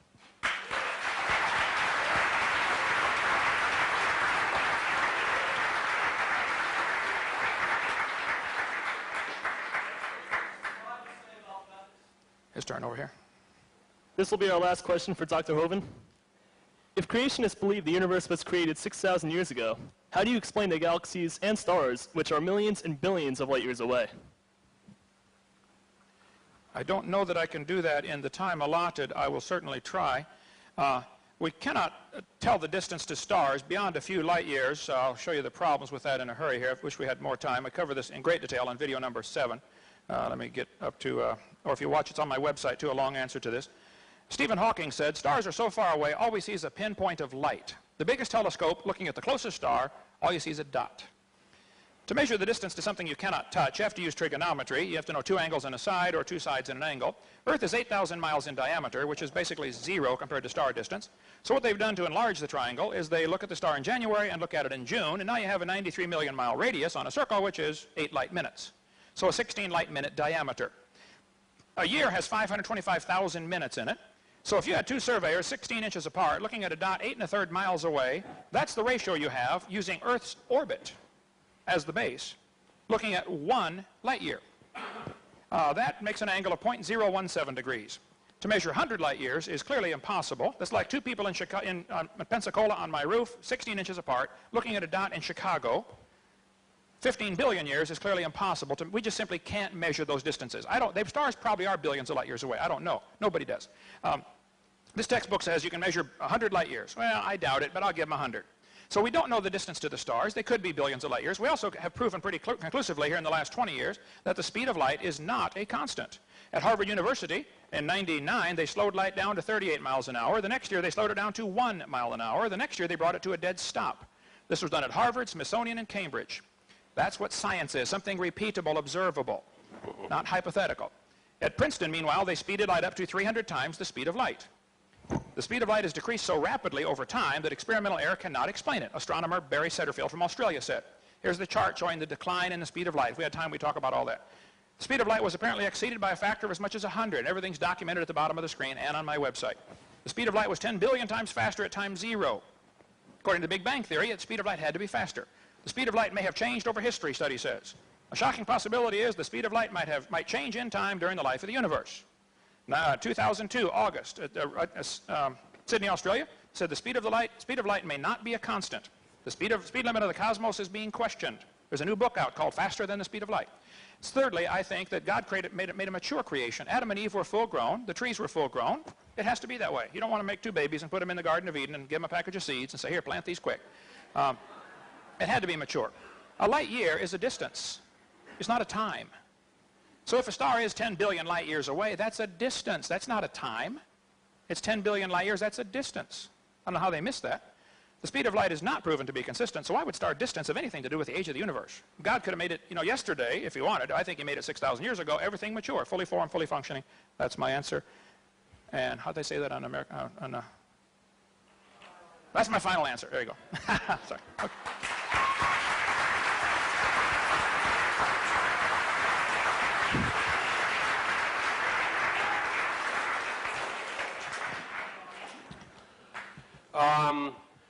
There is no doubt that the speed of light may have changed over cosmological time, and it would be very difficult for us with our present understanding, as I understand it, and I'm strictly an outsider on physics and cosmology, to prove or disprove whether the speed of light has changed over long periods of time.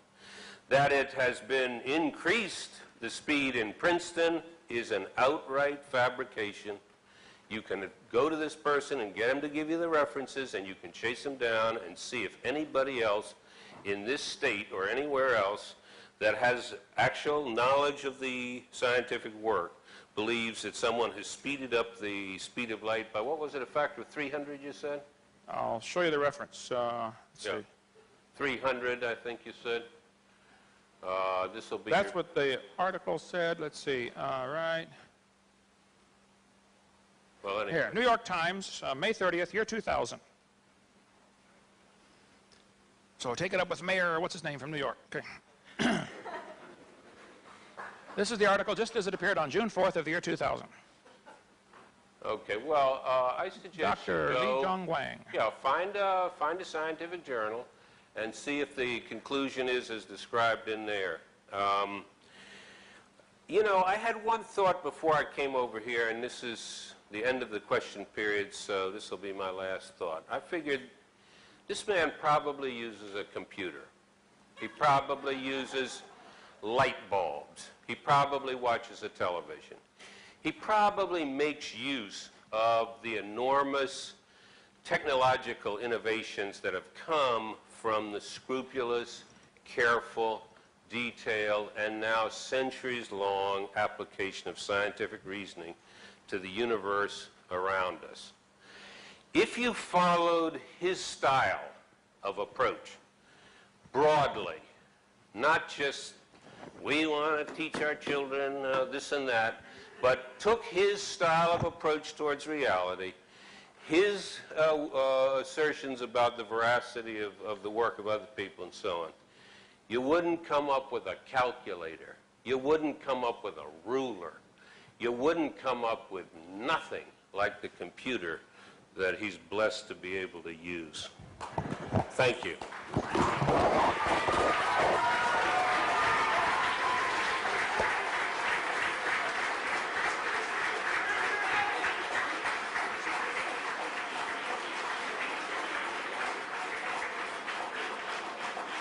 Dr. Trivers had an opportunity for some closing comments. Dr. Hovind, some closing comments, please. I certainly enjoy science. I have nothing against science, but the idea that we wouldn't have computers if it weren't for evolution is simply ludicrous. Evolution has...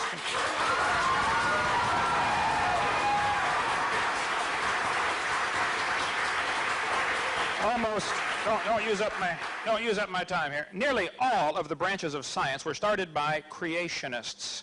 It's the evolutionists that came along and like a leech began to suck the blood out of a valuable science over the last 20 years. Nearly all branches of science were started by creationists, not by evolutionists. I defy you to find me one scientific advancement because of the theory of evolution.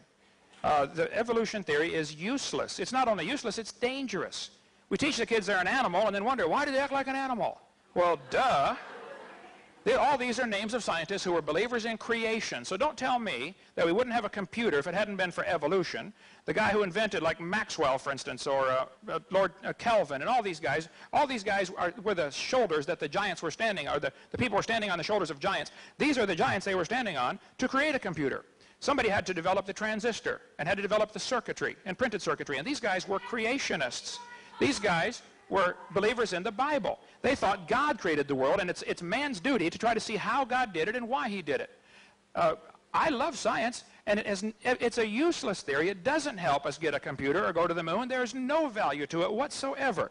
And I resent the implication that all scientists believe in evolution, because they don't. The guy who invented the MRI is a creationist like me. There are thousands of scientists who are creationists. Many are indeed afraid of losing their job, because there's a real prejudice against those who don't believe, who don't bow down to the sacred cow. I'm sorry, here.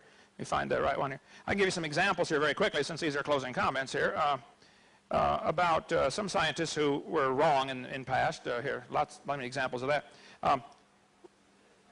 Dr. Robert Gentry did incredible research on the disposal of radioactive wastes at Oak Ridge Laboratories in Knoxville, Tennessee. He was one of the world's experts on granites. He published in all the major magazines saying, look, the granites have these little tiny halos in them, radiopolonium halos, indicating this rock was never hot. It forms too quickly. You can get his book or his website, halos.com, if you want to get more on that. Roger DeHart was a science teacher in high school in Washington. He was told he could not tell his students about errors in the textbooks by passing out current science journals. You can't tell the kids there's a lie in your textbook. Kevin Haley, biology teacher, Central Oregon Community College, lost his job for simply exposing errors in the textbooks. because that's a threat to the evolutionist. Baylor University fired William Dembski because he advocated there might be an intelligent designer that caused all this. Forrest Mims was a science writer for many years, for many magazines. He was denied a job at Scientific American simply because he was a creationist. Rod Levake in Minnesota was reassigned just because he expressed doubt in Darwin's theory. Teacher Dan Clark in Indiana was told by his superintendent that he could not introduce creationism to his class just simply by showing current science journals, saying, look, folks, it doesn't work. This is the facts. Dean Kenyon at San Francisco State University was the poster boy for evolutionists for years. He wrote all kinds of books about evolution. And then he made the tragic mistake of getting converted, and they fired him. He sued and got his job back, and now he's teaching again, but only because he was a tenured professor. If a professor stood up 20 years ago in the Soviet Union and said, kids, I don't think communism works. Capitalism's a better system, he'd lose his job or his life. We got the same censorship in America for somebody who dares to question the holy sacred cow of evolution.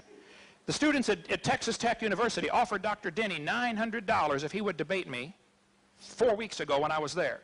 He's the one who refuses to give recommendation letters to his students.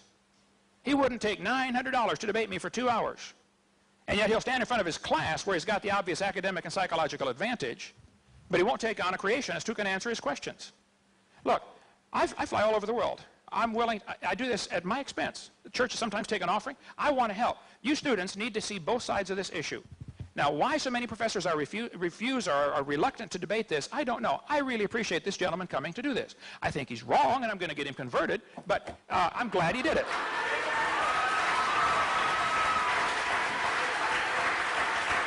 So, I would say, these are my closing comments, I'm sorry. God created this world in 6 days, whether you like it or not, and you're going to stand before him and be judged by him one of these days, whether you like it or not. God created it, he owns it, he makes the rules, and we're going to stand before him. You better get ready for that day. Thank you.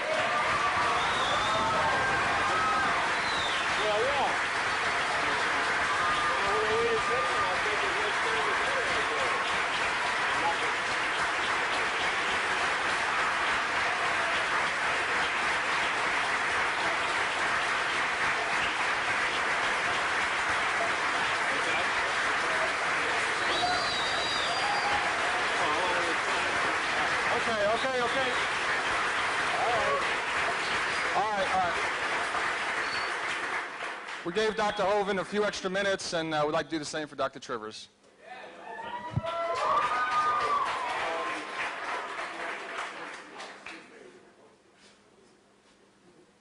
Let's see, I'll just comment on two things here. One is this fantasy he has. Can you not hear me? Okay. Sorry, I'll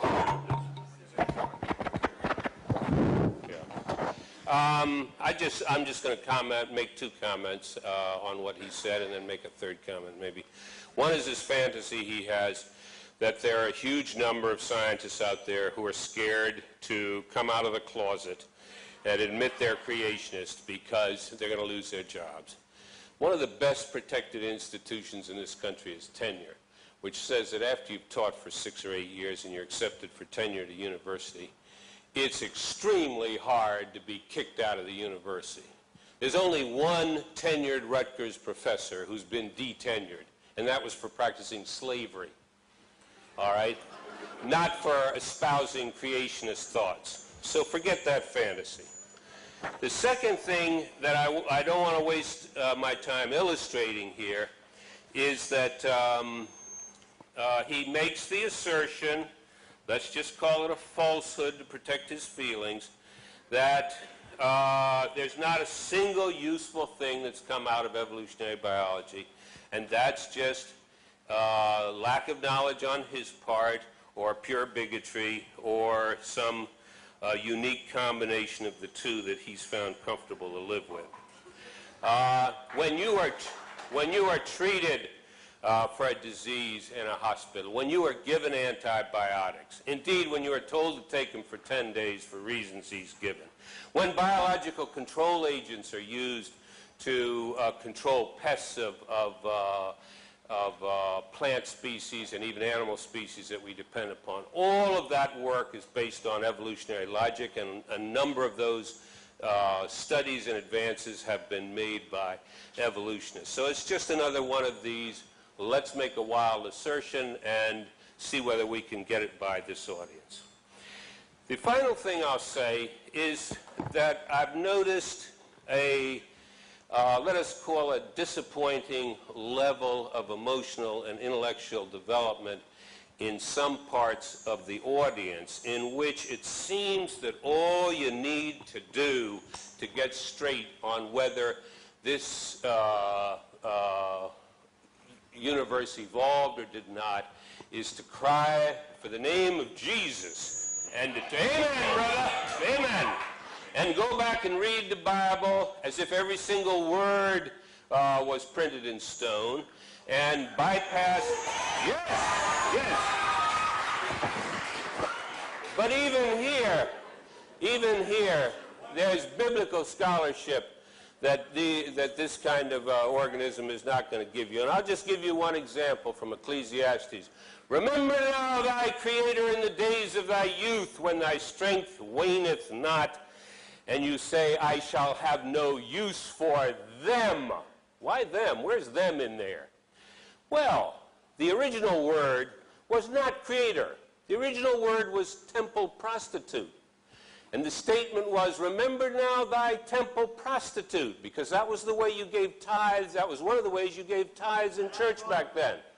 When your strength waneth not, and you have not, and when you do not say, I have no use for them, for the temple prostitutes. So if you want to take a kind of infantile approach towards Scripture, where you're not even willing to consider problems of translation and real meaning, well... That's one verse, you know. Yeah. Okay.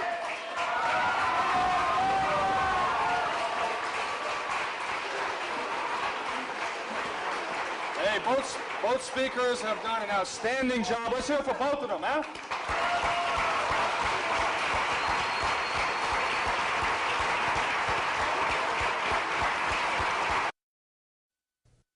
We hope you've enjoyed watching this debate on the topic of creation evolution. This is not just an academic subject. If the creation story is right and God created this world, then we better do what God says.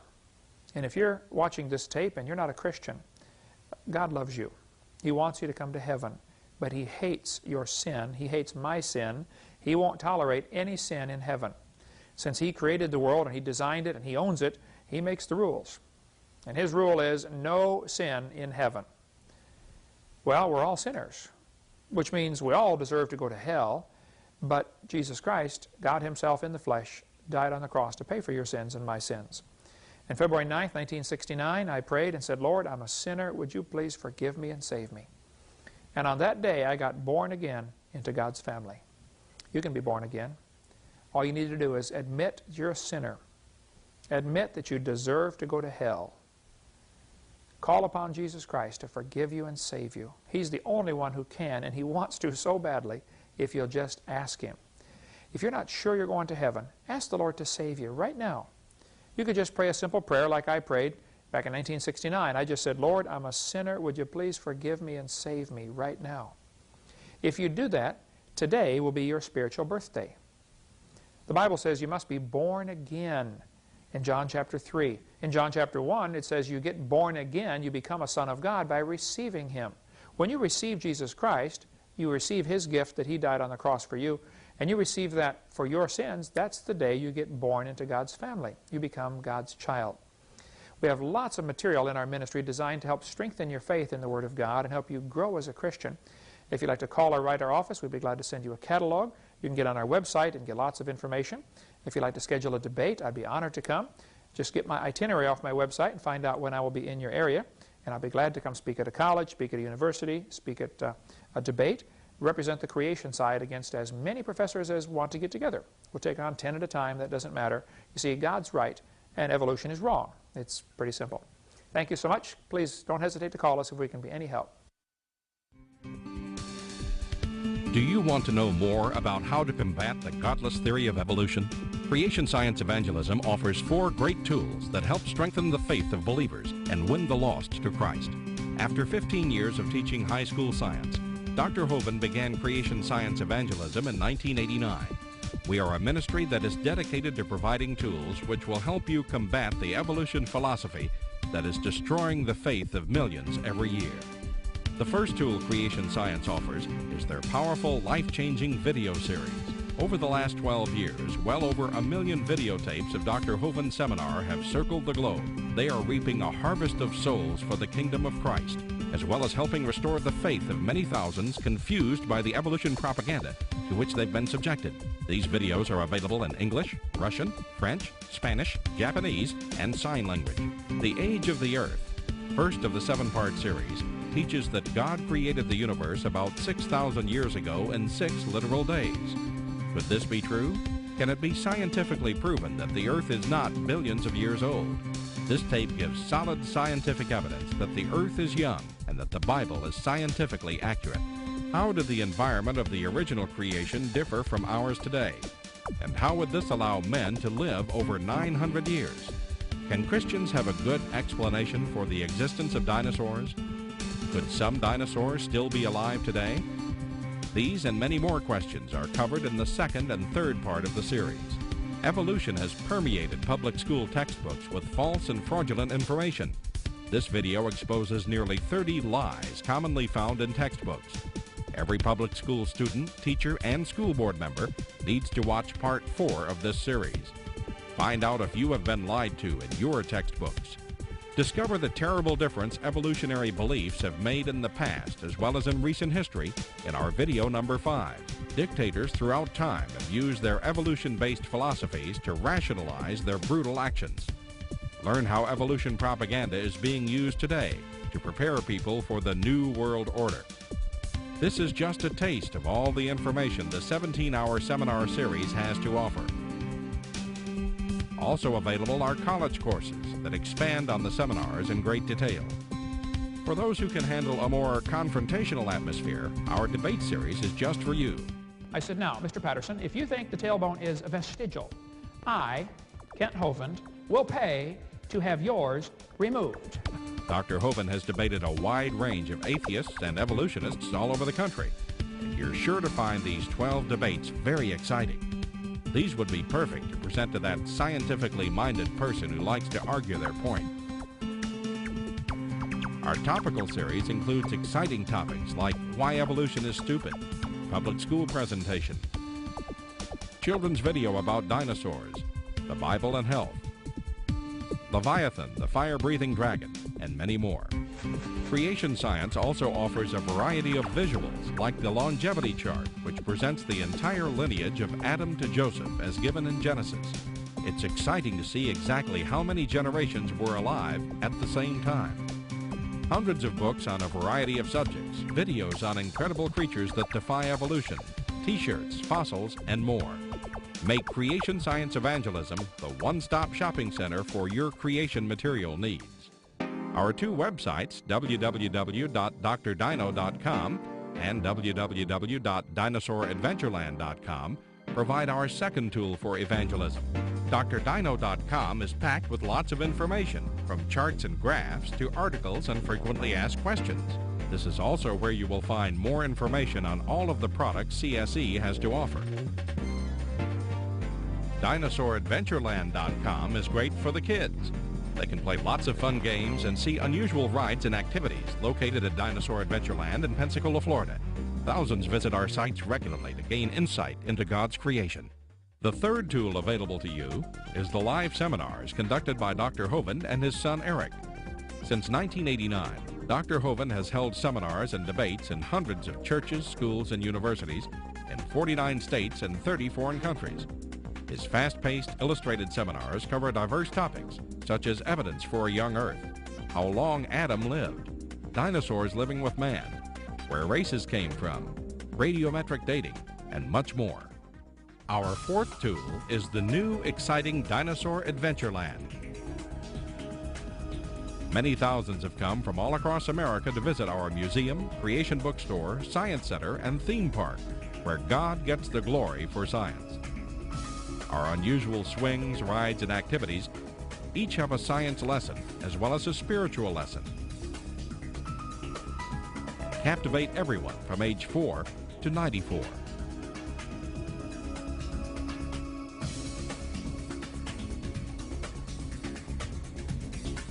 To order material, find out how to schedule a seminar at your church, or get more information about Dinosaur Adventureland, write to us at Creation Science Evangelism, 29 Cummings Road, Pensacola, Florida, 32503. Or call us at 850-479-3466. Or toll free in the U.S. 877-479-3466.